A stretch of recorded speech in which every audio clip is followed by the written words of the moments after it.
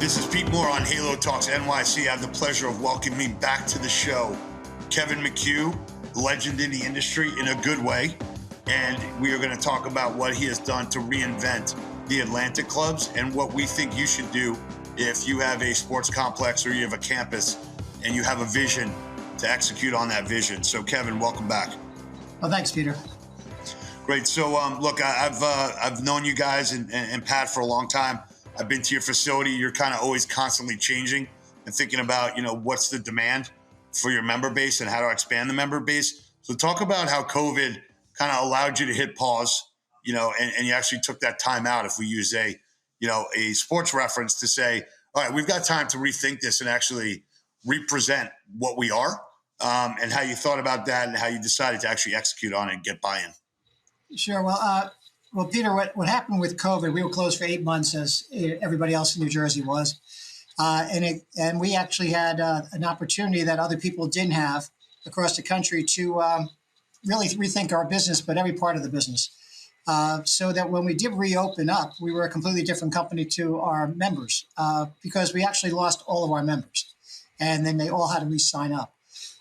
So it was a struggle time, but what we also did was we took a look at our campus, and we have a large campus, and we took our field house that was underperforming, and we took all of our free weight equipment from our main building, put it over to our field house across the parking lot, so that everybody would have total social distancing time, so space. And then we made the fitness room, which was tight, we made that just cardio. So when a person rejoined, they didn't have to worry about space because there was ample space in our cardio. There was ample space in our free weight center, and also ample space for our group exercise. But we did make one mistake, and one mistake that we made at that time was we had a gymnasium in our main building, and we thought that was one of those things that was God. You couldn't change that. You had to keep your gym. If you gave away the gym, you were giving away a lot of the personality of the club. So we actually made that a giant spinning studio. And guess what? Spinning didn't come back. But we had already moved everything over to our field house, and that worked well. People were very proud of it. People felt that they were safe. But then in 2023, we looked at it around May and said, we're still not out of COVID. How do we get out of COVID? And our projection was we were growing nicely, but we still had another year and a half to get out of COVID, and we weren't being patient enough. It was time to really change it up again. So we took a look at our entire building. We took a look at every single ounce of space that was possibly available, whether it's a conference room, whether it's the gymnasium, whether it's the field house. And we took a look at that, and we redesigned the entire Atlantic Club after 47 years to be a completely different look. And we went to the board. We got the permission, and we kicked it off on July 29th, and we were finished by September 15th. What we did do was we wanted to address group exercise, and because group exercise was growing here, high intensity was growing, and high intensity was over in our field house. So we took a conference room area that was where we had meetings, and what we did was we got rid of that. So what we did was we repurposed the upstairs conference rooms and sports bar, and we created a 2,600 square foot high-intensity studio. In that studio was ropes, boxing bags, turf, and it had a dual purpose. And one was it was for members to use when classes weren't being conducted, but it was also to bring the people over from our field house into the main building, because what we want to do was create community again at the Atlantic Club, and that meant get everybody into the main building. So that was step one. Then once we got that done, we said, okay, we need to move the free weight area that was over in the field house, very big free weight area. And we did something that didn't go over easily with our members, and that was we transformed our gymnasium. And we created half of the gymnasium, which kept one full court, basketball court. And we took the other half and we made that a free weight studio upstairs. We also took another conference room and made that a personalized training studio. at the end of the day, we were able to take all of our equipment. We were able to repurpose our downstairs fitness room to have strength and cardio. Upstairs was all strength, new high intensity studios, and we got everybody back into the main building.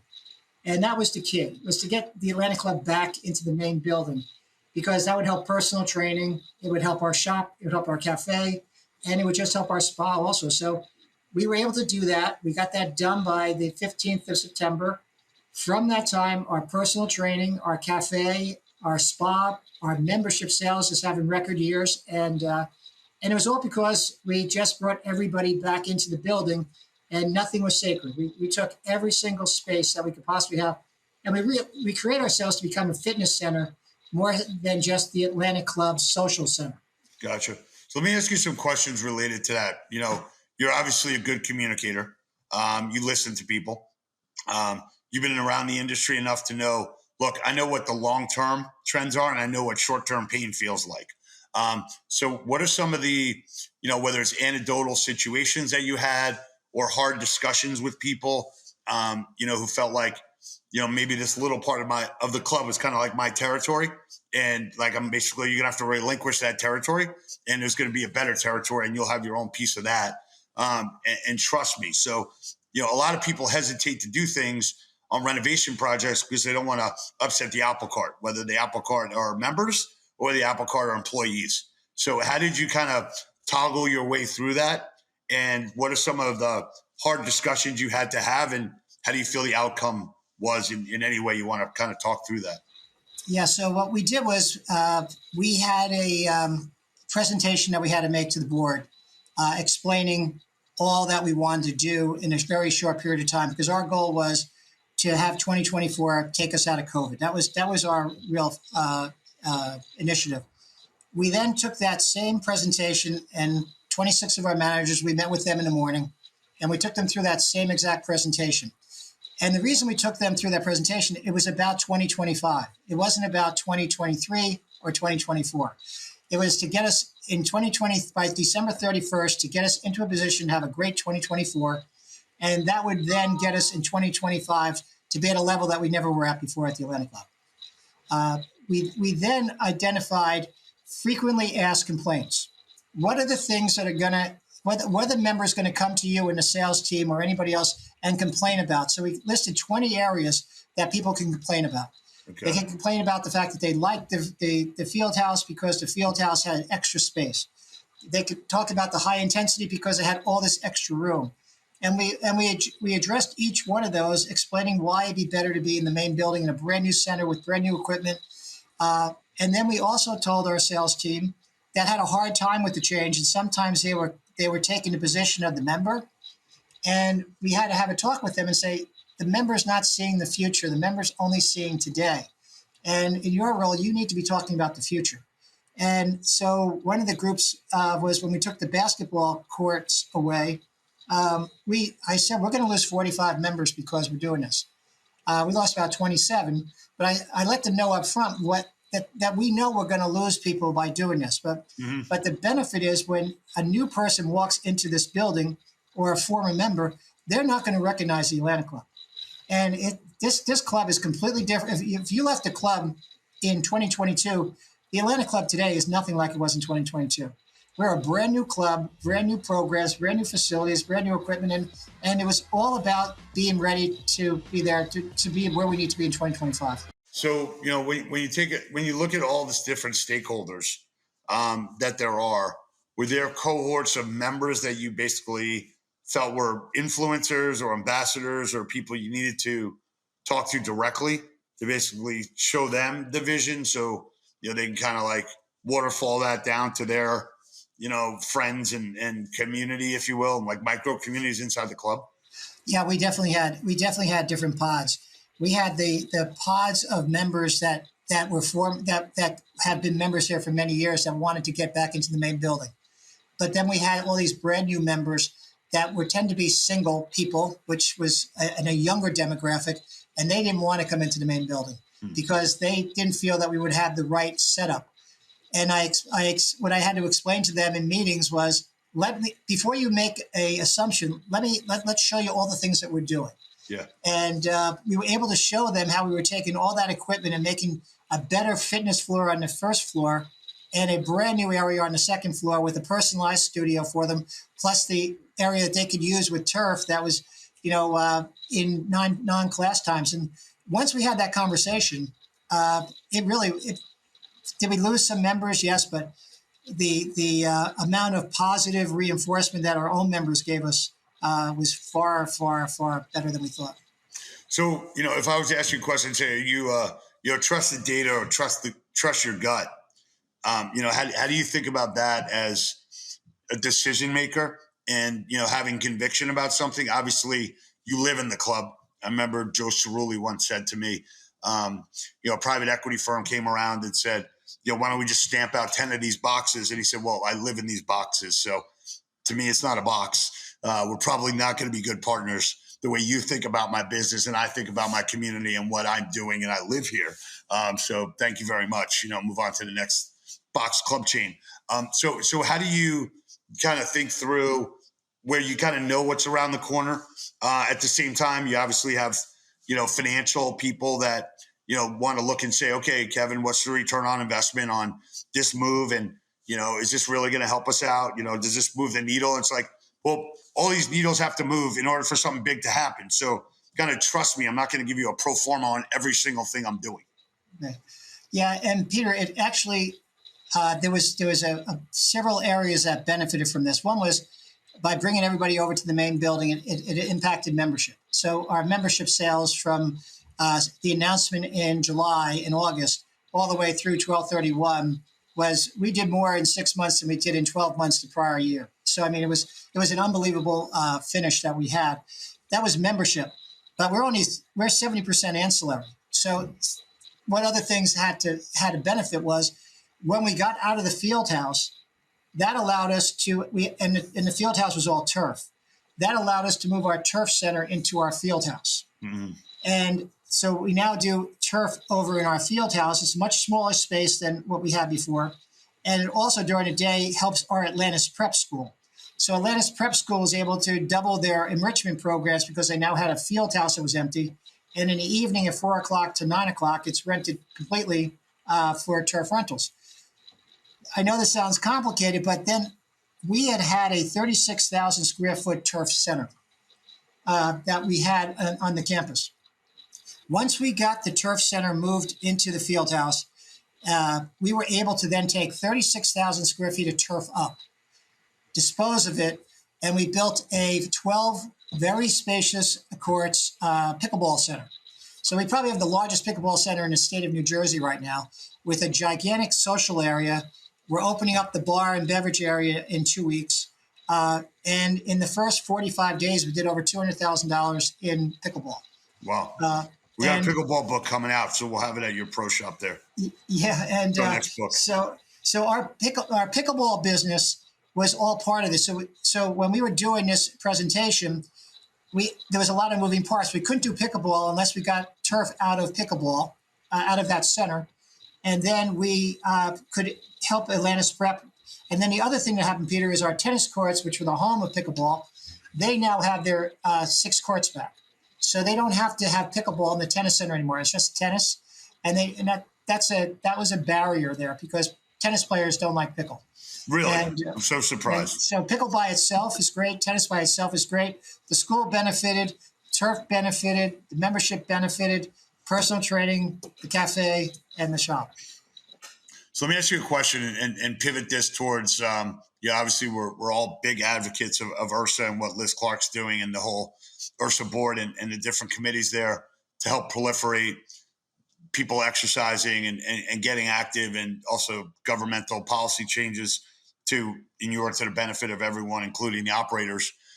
As you take a look at some of the things that you've done inside the club as part of this, massive, repositioning and renovation, how much do you get out of URSA or out of your networking that you do to understand what the trends are, not just kind of getting an article and saying, oh, here's the top 10 trends of 2024, but actually listening to other operators about what's working, and maybe a plug for people saying, like, look, get outside your club, talk to people, and that'll help guide how you think about where the opportunities are, not just, bullet points on a PowerPoint slide that somebody sends around.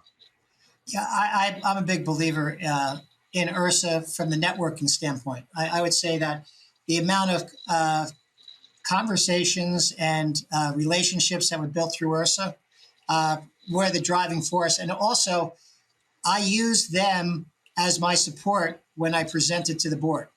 I said, I actually vetted it with 6 other major clubs and said, what if this were your club, what would you do differently? Right. And I used them, and they gave me a lot of direction in other areas, but also the trends. We know that the trends are important, and that we really had to keep focused on strength for all ages. So, and also we benefit from medical fitness because that's how we got Cooper here. And so we have a hybrid approach. We have a medical fitness, commercial fitness platform here that is pretty unique, but it really does make a difference in the feel of the club when people come here. Gotcha.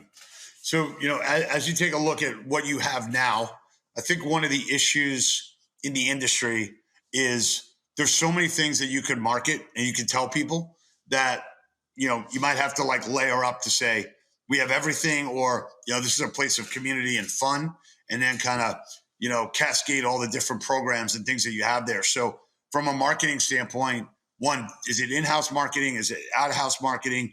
Do you think about different companies like Nike as an example?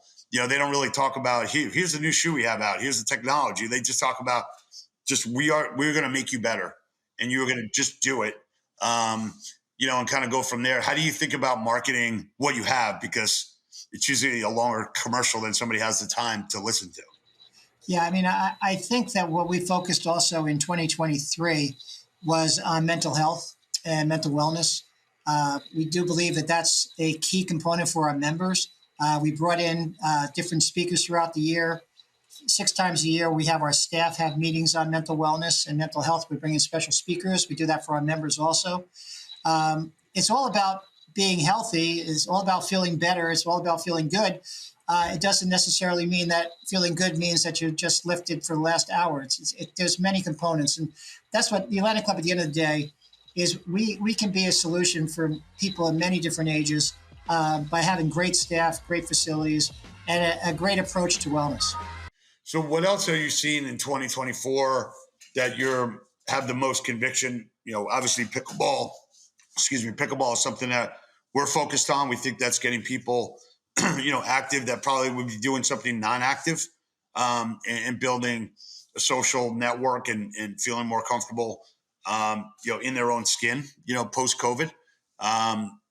Somebody sent me something that said, $500 million of extra healthcare costs because of pickleball industries. And I want to respond to that. Yeah, probably $5 billion of mental health benefit, or maybe more. Right. So why don't you kind of check your data at the door and tell me what the cost benefit analysis of that is? So what are some of the things that you're most excited about that you're seeing, resonate and kind of, pull through from what you thought was going to happen that is happening?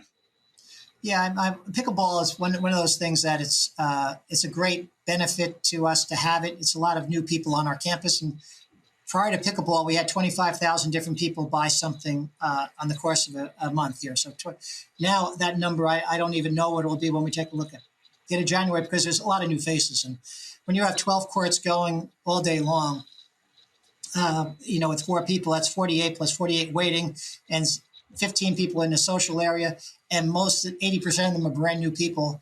It's great for the club, and it's great for sociability. I mean, the great part about pickleball is that it used to be known as your grandmother's sport, and now it's my kids all play pickleball.